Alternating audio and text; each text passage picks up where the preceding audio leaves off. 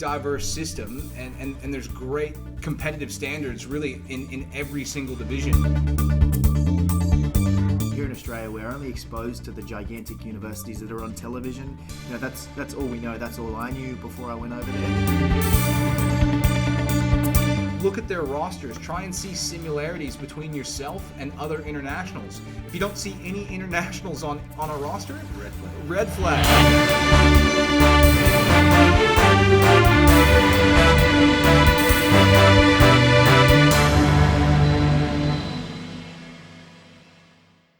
Hello and welcome everyone to the fourth episode of the NSR Australia podcast.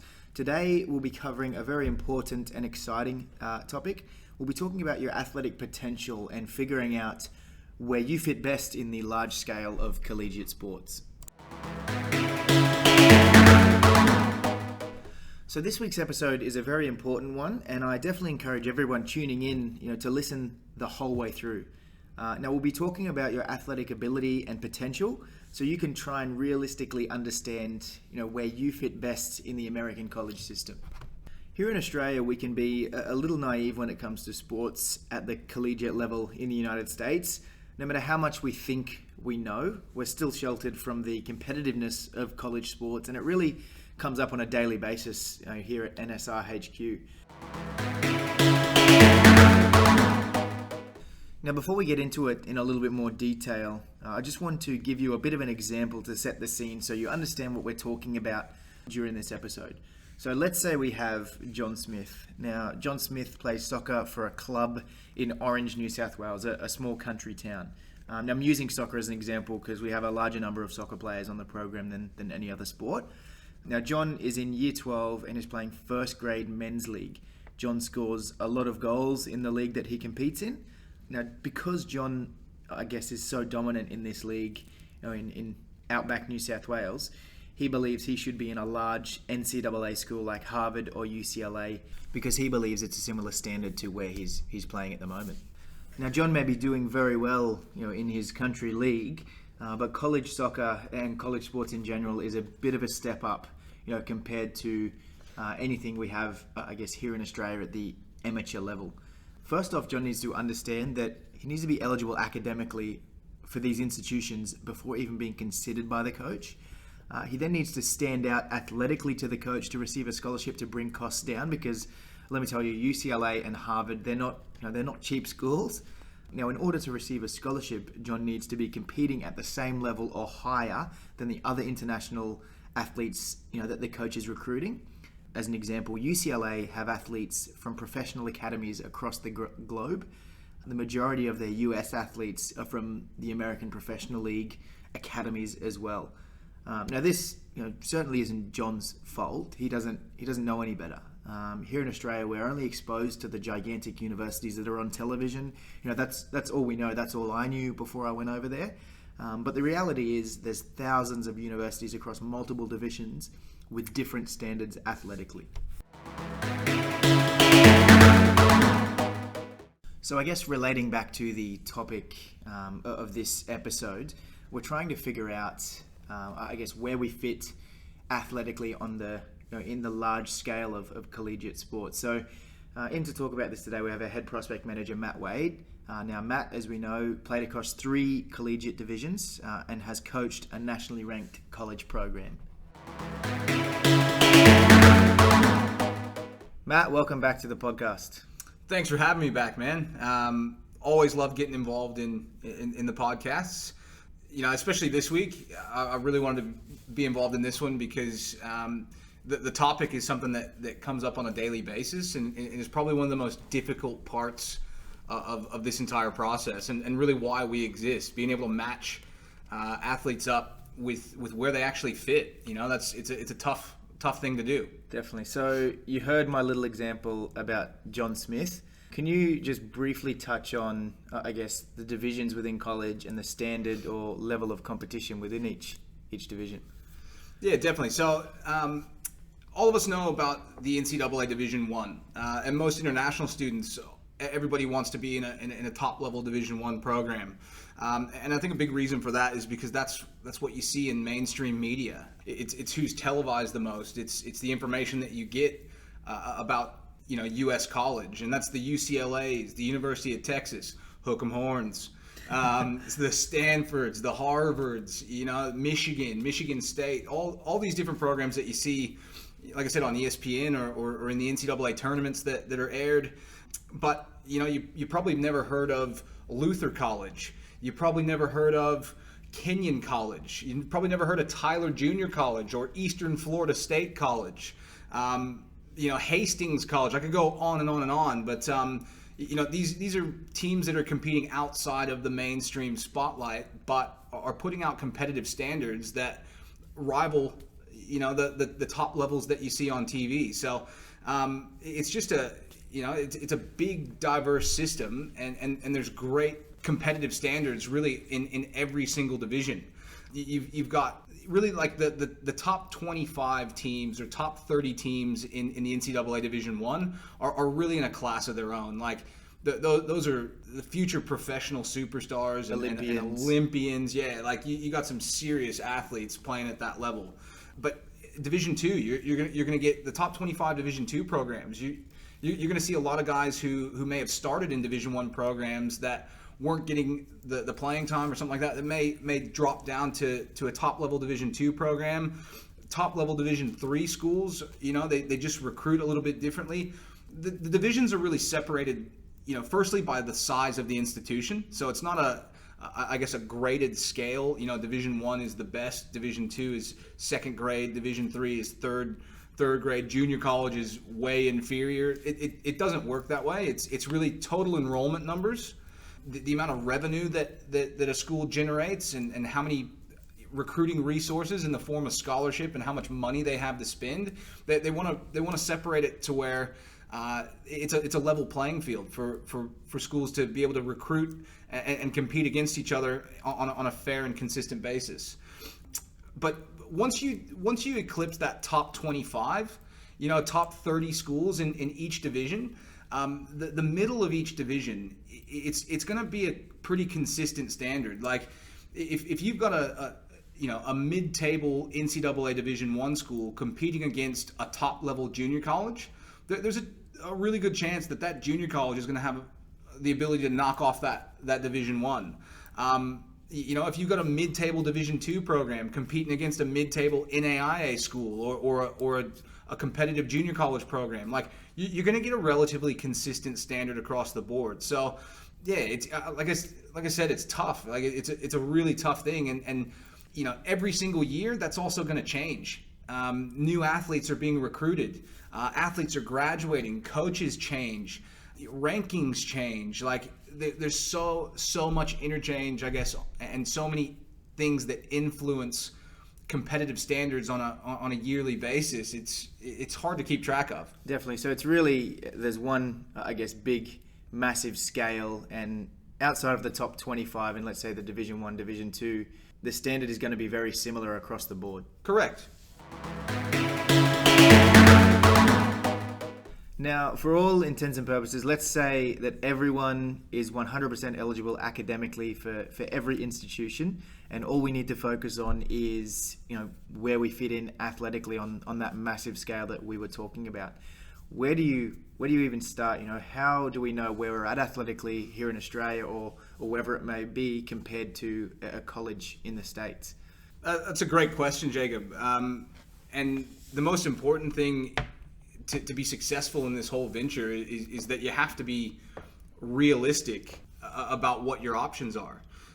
Your mom and your dad, you as an athlete, more often than not, you're fantastic. You're the best that exists, and that's normal. Every parent thinks that their kids are phenomenal, and I don't blame you for that at all.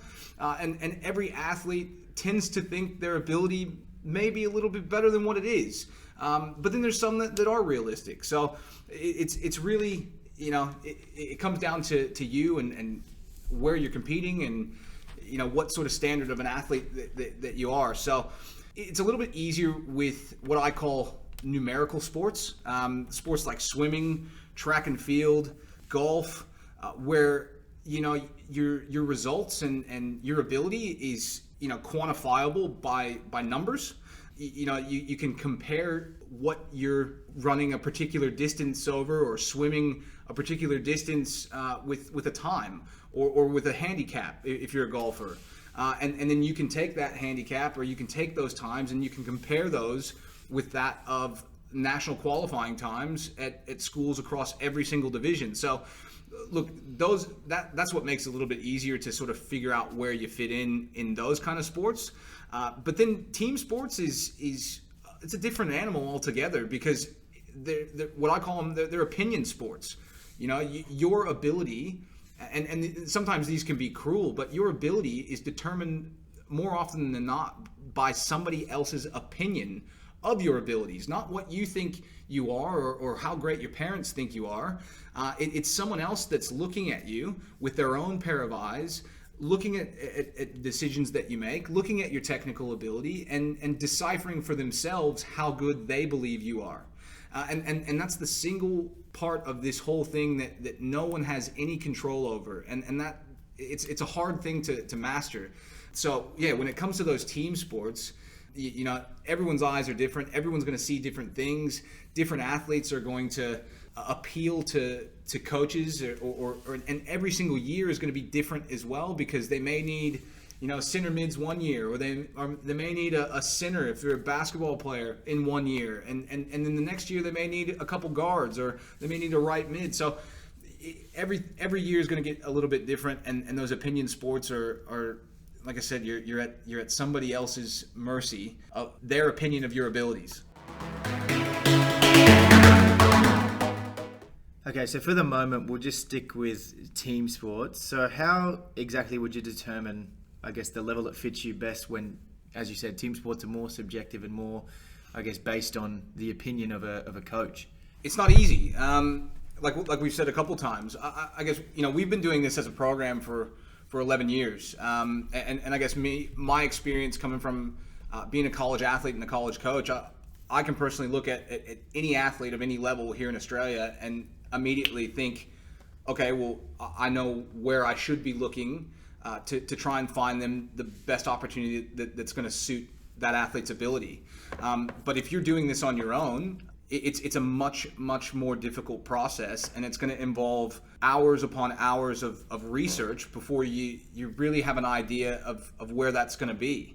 The reason for that is because there's no basis of comparison here in Australia or New Zealand, for that matter, so that you can say, oh, well, I'm playing at this particular standard. I play in the NPL, or I play state league basketball, or I'm a state baseball player, or and then that automatically equals this level in the U.S. system. It's not that easy. And then again, even if you are playing at a good level here, you've got that the coach's opinion of you on the other side. So probably the best thing to do is to, first of all, look in the mirror, figure out what level that you are playing at in your own country. Figure out, is that the highest possible level that you could be playing? Are you a state League 3 player playing for the U16 team, or are you a 16-year-old playing for a senior NPL side if you're a soccer player? Like things like that. Figure out kind of where your competition sits on the grand scale in your own country first, and then really you have to start looking at schools over in the States. Start looking at team rosters by going to the athletic page, their web page, and like I said, look for other internationals. Try and find other Australians. Try and find other kids from New Zealand on different rosters, and look at their bios and look at what level that they were competing at before they went to the States. Also look at what sort of impact they've made while they're in the States. If they're playing at a higher level than you and they're not making much of an impact in their teams right away, then that's a sure sign that, look, that's probably a little bit higher than where you are. If you're looking through team rosters and you're not seeing any internationals at all, that's a red flag for a number of reasons. But probably the biggest one being that even if you are good enough, they don't have the money to give you to make it affordable for you. So Look, research. You can watch game film. YouTube's got everything under the sun about the majority of schools out there. If you're interested in particular schools, go to their Facebook page, go to their Instagram, watch their competition for the sport that you're trying to play. Look at their rosters, try and see similarities between yourself and other internationals. If you don't see any internationals on a roster, red flag. All right, but that's not to say that you can't be the first. It's a lot of trial and error, and being that you don't have anything to compare it to in your own country, you need to put in and need to be willing to put in a lot of time and effort in trying to self-assess where you fit in. So just to recap this section, it is easier to find a fit when you compete in a sport that's more quantifiable by results. So like, as we mentioned, golf, swimming, track and field, but even then there are variables that come into play. Yeah, definitely. Like, you have to sit there and think, okay, yes, I'm running similar times, or yes, I'm swimming similar times, or yes, I'm shooting similar scores, but is that athletic program looking to recruit another athlete like that? Or have their recruiting needs for that particular year shifted to, if they don't need any more runners, they might need throwers? Again, every single year is going to be a little bit different. So with, let's say, for example, I'm a 100-meter sprinter, I'm running faster than five of the people on the roster, but there's 5 more that are running faster than me. Awesome, I fit perfectly into that school. Is that fair to say? Or? Yeah, look, it's a starting point, but then you have to think, okay, well, they got 10 sprinters. Like are they going to recruit more sprinters, or do they need distance runners? And then let's say that they do like you. And let's say that they do think, okay, well, yeah, you could fit into this squad. We want to offer you an opportunity to come and be a part of it. Now, are they able to give you enough financial aid or scholarship to actually make that opportunity affordable for you? I guess, why would they give you a scholarship or an athletic scholarship when there's still 5 runners that are running faster than you are, for example? Why do you deserve one in your first year? You still, you're going to have to go in and earn one and improve your times, and I guess be at the top of that list, for that particular school. Yeah, exactly. Like, if you're looking at a list of sprinters and your times are better than all of them, then look, you got something there. But if you're falling right in the middle, and there's 5 better than you, and then there's 5 that are worse than you, then yeah, you fit, but is it going to be an affordable opportunity? Yeah. And now with team sports, as we said, it's a little bit more difficult, and a lot more time and effort and research needs to go into, I guess, figuring out where you fit in best. Yeah, man. It's like I said, it's tough, because without something to actually compare it to and say, oh, well, I play at this level here, I should be playing at this level here. It's not an easy thing. And then all those same variables that we just talked about, even for quantifiable sports, come into play. Like, let's say that, yes, you found the right standard of play for you, or what you feel to be the right standard of play for you. Now, does that program actually need a player with your attributes? Like, are they looking for a player in your position, of your height, weight, whatever it may be? And then if they are looking for a player with those specific attributes, do they believe that you are that player that's going to come in and make the difference? And if they do think that you are that player that can come in and make a difference, can they give you enough financial aid in any way, shape, and form for that opportunity to actually be affordable for you? So there's a lot to think about. So let's get realistic now. What is a good starting point? In your opinion, I guess, where should internationals look in their first year, in their freshman year? Is there a particular division or conference or part of the country? What's your take on that? Yeah, so look, I've been working with NSR since 2011, and in that time, I've placed over 3,000 athletes into colleges across the United States. The only kids who have gone to a major Division I institution right away in their first year are kids who are competing at the highest possible amateur standard in their sport. That's national representation. That's youth national team kids, basically. And then on top of that, those are kids who have phenomenal grades in addition to being phenomenal athletes. Like we're talking, like I said, the cream of the crop for a sport. So if that's not you, that's okay, because there's thousands of places that you can look. A lot of Australian students fit very, very well into NCAA Division II programs, NAIA programs, USCAA programs, junior college programs, NCAA Division III programs. I guess the important thing to know is that you're never stuck in one place. Like if you're a good player and you may be lacking in grades, or you need to put on some size, or somebody, you're getting consistent feedback that you need to improve a little bit before somebody wants to bring you into a squad, then take that advice and use the US system in the way that it's designed. Great example is a kid named Dom Dwyer. He came out of Norwich Academy in England. He's a phenomenal soccer player, one of the best in England, but he didn't have the grades. So he goes to Tyler Junior College in Tyler, Texas, does 2 years there, becomes an All-American, gets his grades up, transfers to University of South Florida, does 2 more years there, graduates, gets drafted to the MLS, wins MLS Player of the Year 2 times in a row, marries an American girl, gets U.S. citizenship, and he scored 3-4 goals for the United States national team now. So, look, there's always a way to get to where you want to go, but you need to be realistic about your abilities. And going straight to a top Division I program is not always the best fit, and that's okay.